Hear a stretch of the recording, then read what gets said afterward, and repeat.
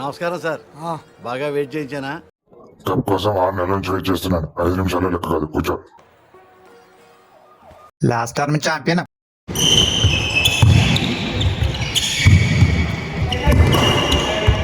ఈసారి కూడా ఈయనే వస్తాడంటున్నారు.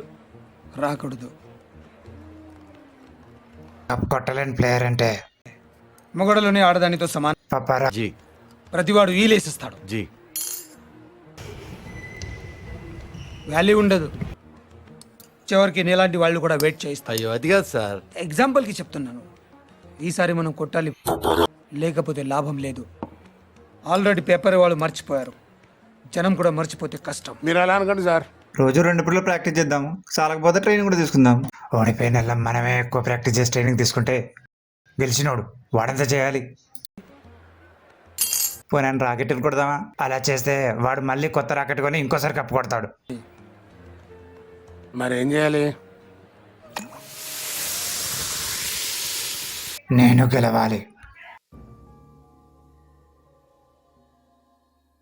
మామూలు ప్లేయర్ ఒక టాప్ ప్లేయర్ మీద గెలిచాడు అనుకో, చాలా గ్రేట్ ప్లేయర్ అంటారు. అదే ప్లేయర్ మళ్ళీ నెక్స్ట్ మ్యాచ్లో మామూలు ప్లేయర్ మీద ఓడిపోయినా బ్యాడ్ లక్ అంటారు.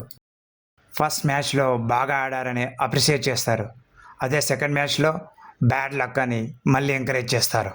అది కావాలి. అందుకే నేను ఒక గొప్ప ప్లేయర్ మీద గెలవాలి, కానీ నేనే గెలవాలి అందులో.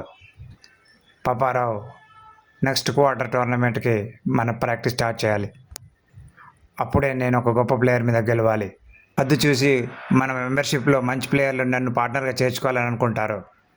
ఇంకేముంది, ఆ పార్ట్నర్తో కలిసి నేను కప్పు కొడతాను. దీనికి బాగా ఖర్చు అవుతుంది సార్. ఎందుకు? ఓడిపోవాలంటే 350 కోట్ బుక్ చేసుకున్నవాడు కూడా ఓడిపోతాడండి. బీహార్ నుంచి వస్తారు, చంపేళ్ళిపోతారు. కానీ గట్టిగా ఆడి ఓడాలంటే ప్రొఫెషనల్ కావాలి సార్. ఎంత ఖర్చైనా పర్లేదు, అలాంటి వాళ్ళని తెప్పించావు. ఎక్కడి నుంచో తెప్పించక్కర్లేదు సార్, ఇక్కడే ఉన్నాడు. అవునన్నా, ఇంద్రేషం బాగా డెవలప్ అయిపోయింది. ఎంత గొప్ప ప్లేయర్ అయినా ఇక్కడే దొరుకుతాడు. ఇంతకి ఎవడాడు?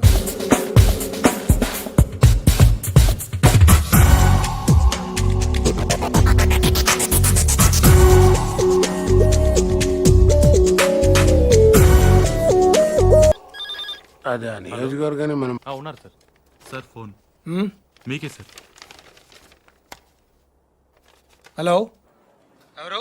పాపారావు నీతో మాట్లాడమన్నాడు. ఒక నిమిషం చూడు. హలో, నేను సాగర్ మాట్లాడుతున్నానమ్మా. ఫోన్ కుమార్కి ఇవ్వండి.